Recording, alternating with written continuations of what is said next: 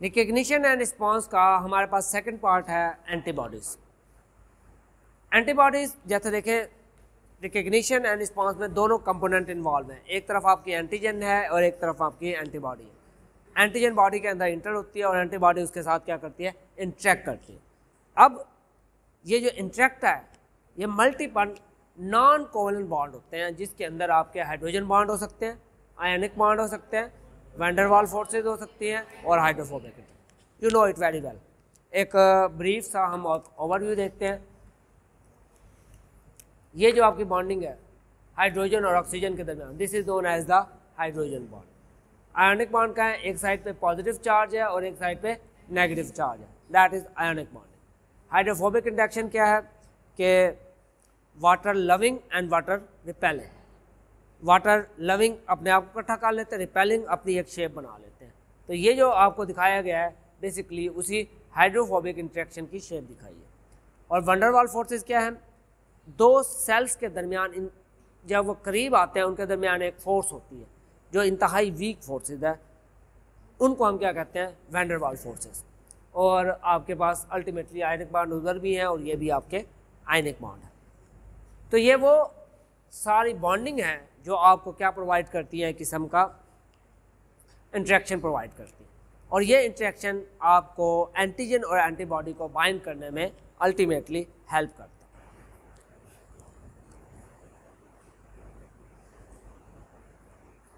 अब जो हमारी स्ट्रेंथ है आयनिक बॉन्ड की, हम कहते हैं कि जो रिसेप्टर है दैट इज डिपेंडेंट, KD हमारा क्या है, dissociation constant, and it is equal to substrate alone ligand alone divided by substrate and ligand complex। अब अगर हम ये कंसीडर करें कि किसी एक इक्विलिब्रियम स्टेज पे आपके पास सबस्ट्रेट का लेवल और सबस्ट्रेट और लाइगेंड के 50% लाइगेंड सबस्ट्रेट के साथ क्या कर चुके हैं, बाउंड कर चुके हैं, इनकी तादाद क्या हो गई है, इक्वल हो चुकी है, विच मीन लेट्स सपोज ये भी 1 है और ये भी 1 है। अगर हम इसमें कहें KD is equal to S ligand S and L, which mean KD is equal to 1 by 1 into ligand. In short, KD will be according to the ligand. तो ये किसके बराबर हो जाएगा, ligand के बराबर हो जाएगा। और ये जो ligand है कि भी आपके पास डिसोसिएशन कांस्टेंट किसके ऊपर डिपेंड कर रहा है, डायरेक्टली प्रोपोर्शनल है किसके, लाइगेंड की कंसंट्रेशंस के। तो लाइगेंड की कंसंट्रेशन जितने ज़्यादा होगी डिसोसिएशन कांस्टेंट उसके अकॉर्डिंगली चेंज होगा। अब KD की वैल्यू जितनी कम होगी इंटरेक्शन उतना स्ट्रांग होगा, डिसोसिएशन कांस्टेंट जितना कम होगा बॉन्डिंग उतनी स्ट्रांग होगी, लाइगेंड का इंटरेक्शन उतना स्ट्रांग होगा, क्योंकि ये आपका क्या है, डिसोसिएशन कांस्टेंट में दो मॉलिक्यूल को क्या कर रहा है, डिसोसिएट कर रहा है। ओके, अल्टीमेटली हम कहते हैं कि आपके पास जो इंटरेक्शन हो, ये बात हम पहले भी कर चुके हैं पिछले लेक्चर में, कि ये यहाँ पे आपकी प्रोटीन है, लाइगेंड है, लाइगेंड के साथ रिसेप्टर बाइंड करता है। अभी ये ऑफ है, इसका स्विच ऑफ है, जैसे ये इंटरेक्शन होगा, सॉरी ये ऑन है, जैसे ये हटेगा तो स्विच क्या होगा, बंद होगा। मीन लाइट का बटन जैसे ऑन ऑफ करते हैं। तो लाइगेंड और सबस्ट्रेट का इंटरेक्शन भी ऐसा ही है कि भाई लाइगेंड और आपके एंटीजन और आपकी एंटीबॉडी का कनेक्शन भी ऐसे। और यहाँ पे आपको दिखाया गया है कि आपके पास बाईवैलेंट इंटरेक्शन कैसा है। यहाँ पे सिंगल इंटरेक्शन है और यहाँ पे क्या है, ये बाईवैलेंट। इस तरह ये क्या करता रहता है, घूमता रहता है, शिफ्ट होता रहता है, और ये क्या करता है, अल्टीमेटली आगे मूव करता रहता है। सेम चीज़ को हमने थोड़ी देर पहले डिस्कस किया था कि ये इसके साथ बाइंड करेगा।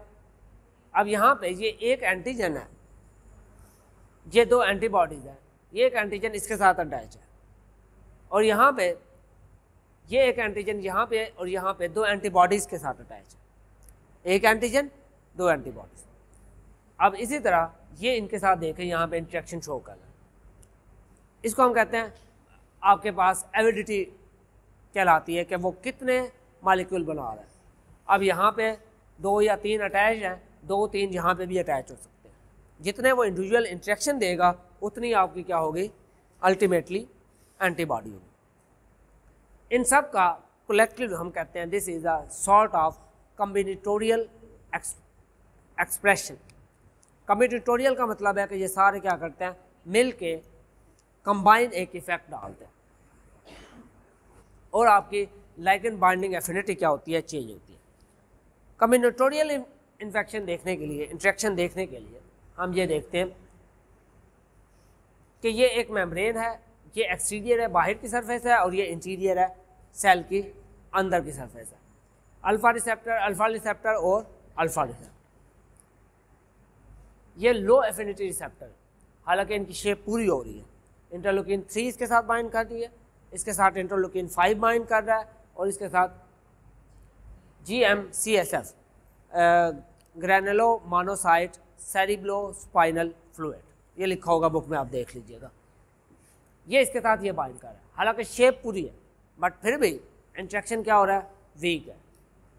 इसी के मुकाबले में जब आपका इसके साथ अल्फा रिसेप्टर के साथ एक और रिसेप्टर बीटा अटैच हो रहा है, अल्फा के साथ बीटा, अल्फा के साथ बीटा, तो ये लो एफिनिटी से किस में कन्वर्ट हो गया है, हाई रिसेप्टर, विच मीन एक लाइगेंड 2 रिसेप्टर के साथ क्या हो रहा है, बाइंड हो रहा है। तो अल्टीमेटली उसका ये भी सिग्नल पास कर रहा है और ये भी सिग्नल पास कर रहा है, जिसकी वजह से इनका इंट्रैक्शन क्या हो रहा है, स्ट्रांग फील हो रहा है।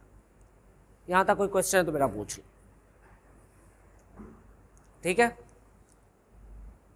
नेक्स्ट हम बात करते हैं कि जो आपके रिसेप्टर या जीन्स हैं, ये हमने पहले बात की थी, they undergo diversity, mutation, rearrangement, जिसकी वजह से आपके पास नए नए कंपोनेंट बनते हैं और बिलियन ऑफ द कॉम्बिनेशन बनते हैं, और अल्टीमेटली उनका टारगेट क्या होता है, हमारी बॉडी को एक प्रिसाइज इम्यूनिटी प्रोवाइड करना, ताकि हमारी बॉडी एक प्रॉपर फंक्शनिंग परफॉर्म कर सके और अल्टीमेटली उनसे हमें रिस्पॉन्स मिल सके। यहाँ पे उसी चीज़ को, एफिनिटी को लिंक किया गया डिसोसिएशन कांस्टेंट के साथ। मैंने कहा था डिसोसिएशन कांस्टेंट जितना कम होगा आपकी एफिनिटी उतनी ज़्यादा स्ट्रांग होगी। यहाँ पे इंटरलोकिन 2R का मतलब है 2 रिसेप्टर, ये एक लाइगेंड है, इंटरलोकिन है, और ये उसका क्या है, रिसेप्टर है। जब ये अल्फा रिसेप्टर के साथ बाइंड करता है, डिसोसिएशन कांस्टेंट कितना है, 10⁻⁻m मोलर। जब इसके साथ एक और रिसेप्टर, मीन ये बीट अल्फा नहीं है, इसमें बीटा और गैमा सी रिसेप्टर बाइंड कर रहे हैं एक इंटरलोकिन के साथ, 10⁻⁹ मोलर। जब अल्फा, बीटा एंड गैमा सी तीनों इकट्ठे बाइंड कर रहे हैं तो डिसोसिएशन कांस्टेंट कितना है, 10⁻⁻11, विच मीन उनका दरमियान इंट्रैक्शन क्या है, सबसे ज़्यादा।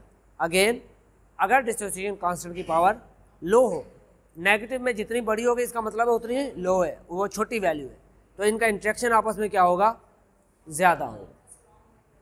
जी, ये वीकेस्ट है, ये स्ट्रॉन्गेस्ट है। तो हमारे पास ये स्ट्रॉन्ग इंट्रैक्शन है, और इसी इंट्रैक्शन की बेस पे क्या होते हैं, एंटीजन और एंटीबॉडी आपस में बाइंड करते हैं, और अगर स्ट्रॉन्ग इंट्रैक्शन होगा तो आगे वो क्या करेंगे, आगे इफेक्टर मॉलिक्यूल प्रोड्यूस करेंगे। अब हम बात करते हैं कि अभी जब हम बात करते हैं एंटीबॉडी की, एंटीबॉडी डिफरेंट किस्म की है बॉडी में, हम नेक्स्ट लेक्चर में इंशाल्लाह उसको देखेंगे, एंटीबॉडी के स्ट्रक्चर और फंक्शंस। नेक्स्ट लेक्चर हमारे इसी के ऊपर है कि आपका इम्यून सिस्टम है, उसके कुछ कंजर्व डोमेन्स हैं। उन कंजर्व डोमेन में हम बात करते हैं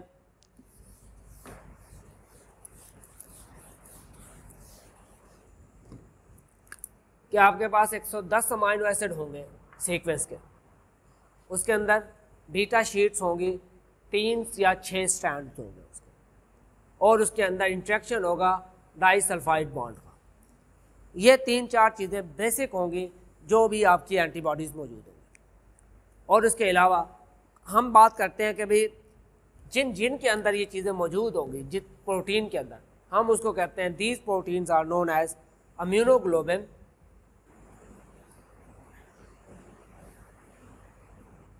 सुपर फैमिली।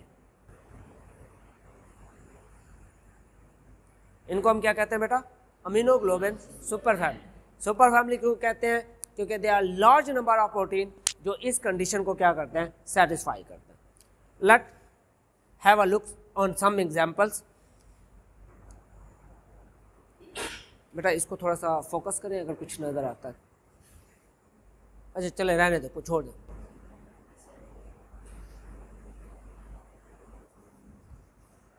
ये हमारे पास इंटर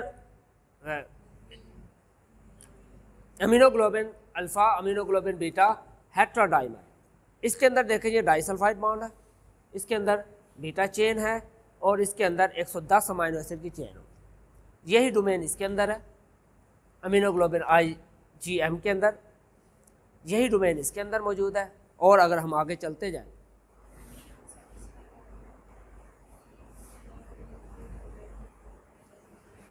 CD2 के अंदर ये डोमेन मौजूद है, CD3 के अंदर गैमा, एप्सिलॉन, डेल्टा, CD4 के अंदर जो टी सेल एसेसरी प्रोटीन्स है, उसके बाद CD8 के अंदर भी ये मौजूद है। और मज़ीद हम आए ये class 1 MSc class 1 and MSc class 2, इनके अंदर भी ये डोमेन मौजूद है। और आगे चलते हैं।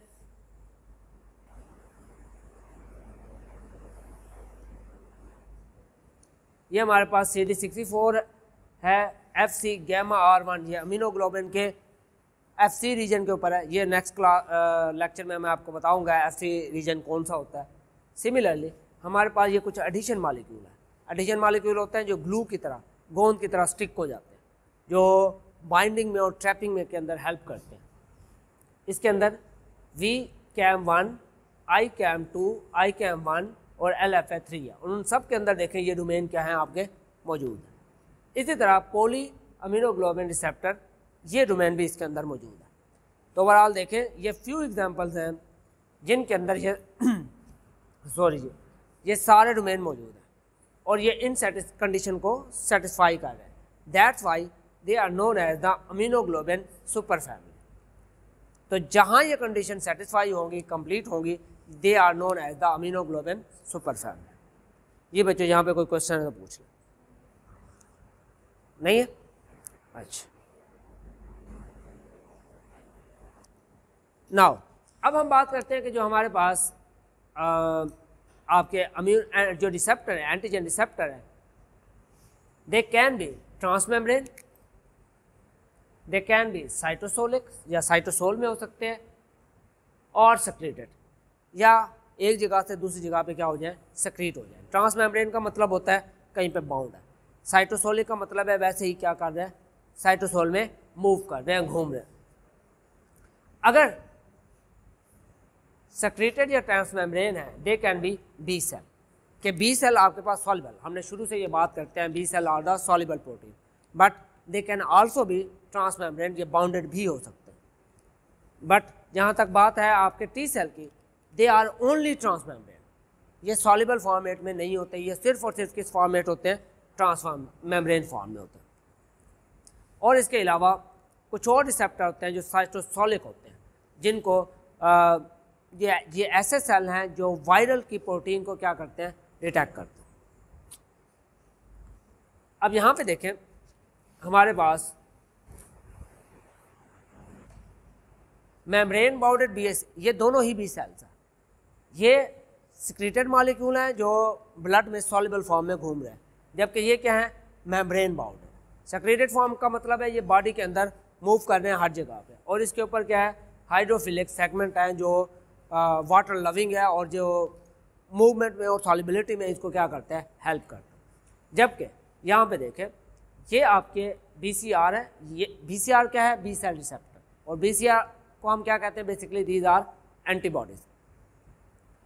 अब यहाँ पे इस बेसर मॉलिक्यूल है, ये मेम्ब्रेन है और इस मेम्ब्रेन के हाइड्रोफोबिक रीजन के अंदर एम्बेडेड है, बट ये इस फॉर्म में सिग्नल ट्रांसमिट नहीं कर सकते क्योंकि इसकी ये जो टेल है that is very short cytoplasmic tail. इनको सिग्नल ट्रांसमिट करने के लिए एडिशनल रिसेप्टर की ज़रूरत है जिसमें immunoglobulin alpha and immunoglobulin beta शामिल।